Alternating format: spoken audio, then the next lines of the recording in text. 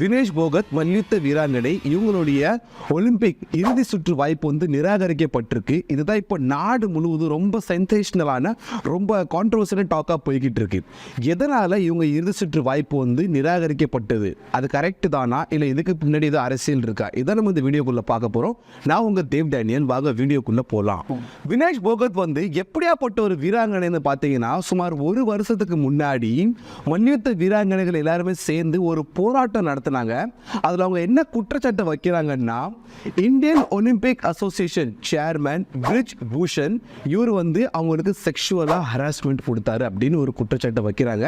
அது மட்டும் இல்லாமல் பிரிஜ் பூஷன் வந்து பிஜேபியை சேர்ந்த ஒரு எம்பியும் கூட. அந்த சமயத்தில் அவங்களுக்கு இது தொடர்பாக எந்த ஜஸ்டிஸுமே கிடைக்கல, அவர் மேலேயும் எந்த நடவடிக்கையும் எடுக்கப்படல. அவருமே என் மேலே தப்பு இல்லை, நான் கோர்ட்டில் இதை சந்திக்க தயார்னு ஒரு பேட்டி கொடுத்துருந்தாரு. இன்னொரு பக்கம் இதில் இன்னொரு கான்ட்ரவர்சின்னு சொல்லிட்டு இருந்தாங்கன்னா, இவங்க வந்து தகுதியற்றவங்க, இவங்க வந்து இதெல்லாம் மறைக்கிறதுக்கு தான் இப்படி பொய்யா குற்றச்சாட்டு வைக்கிறாங்க, இவங்க ரொம்ப ஃபெசிலிட்டிஸ் கேட்குறாங்க, யங்ஸ்டர்ஸ்க்கு வாய்ப்பு கொடுக்க மாட்டாங்க, இப்படி ரெண்டு தரப்பாக கருத்துக்கள் வந்தது.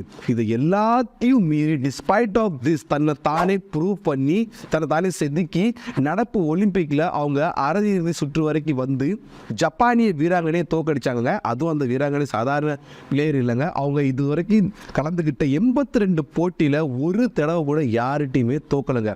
அப்படியாப்பட்ட வீராங்கனையை தோக்கடிச்சு தன்னை தானே ப்ரூவ் பண்ணி சாதிச்சு காட்டின ஒரு பிளேயர் தான் இவங்க. அதே இந்த வெற்றியை கோலாகலமாக கொண்டாடிக்கிட்டு இருக்கும்போது, ஆஹா அடுத்து நமக்கு ஒரு தங்க பதக்கம் இருக்குடா அப்படின்னு எதிர்பார்த்துக்கிட்டு இருந்த நொடியில தான் எல்லார் தலையிலும் வந்து இடி வின்ற மாதிரி ஒரு செய்தி வருது.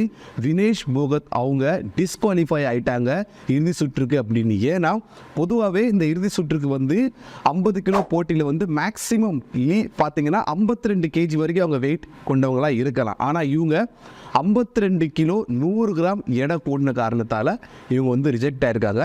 இது வந்து இந்திய ரசிகர்களை ரொம்ப சோகத்தில் ஆழ்த்திருக்கு. அவங்க ரொம்ப மன உடைச்சல் ஆளாயிட்டாங்க.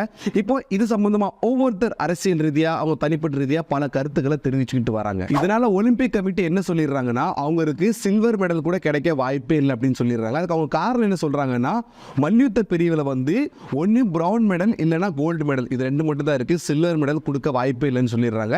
இது அவங்களையும் இந்திய ரசிகர்களையும் இன்னுமே சோகத்தில் ஆழ்த்துது. உடனே வினேஷ் என்ன பண்றாங்கன்னா, இதை எதிர்த்து விளையாட்டுக்கான நடுவர் நீதிமன்றத்தில் வந்து ஒரு அப்பீல் பண்றாங்க, எனக்கு அட்லீஸ்ட் சில்வர் மெடலாவது கொடுக்கணும் அப்படின்னு.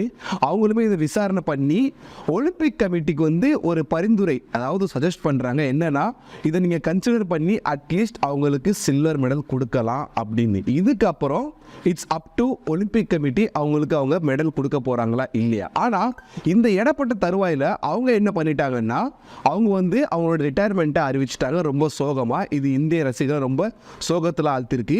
இதன் பிரதிபலிப்பாக நிறைய மக்கள் அவங்களுடைய கருத்தை வந்து வெவ்வேறு விதமாக தெரிவிச்சுட்டு வராங்க. குறிப்பாக அவங்க என்ன சொல்கிறாங்கன்னா, ஒரு தரப்பு வந்து இதில் கண்டிப்பாக இந்திய அரசியல் விளையாண்டுருக்கு அப்படின்னு சொல்கிறாங்க. ஆனால் என்னுடைய பார்வைக்கு என்னென்னா, அந்த பிரிஜ் பூஷன் விஷயத்துலையாவது இந்திய அரசியல் தலையீடு கண்டிப்பாக இருந்திருக்கலாம். ஏன்னா அவர் வந்து ஒரு பிஜேபி நிர்வாகி, எம்பியும் கூட. ஆனால் இந்த விஷயத்தை பொறுத்தவரைக்கும் எனக்கு கண்டிப்பாக அப்படி தோணலைங்க. ஏன்னா அவங்க வந்து அரையிறுதி வரைக்கும் போயிருக்காங்க, அரையிறுதியில் அப்படியேப்பட்ட வீராங்கனையை தோக்கடிச்சிருக்காங்க. ஏன்னா அதுக்கு அவங்களுடைய ஃபிட்னஸ் கை கொடுத்துருக்கு. இன்னொரு பக்கம் நியூஸ் எப்படி வருதுன்னு பார்த்தீங்கன்னா, அவங்க இந்த அரையிறுதி போட்டிக்கு அப்புறம் கொஞ்சம் எடை போட தான் செஞ்சுருக்காங்க.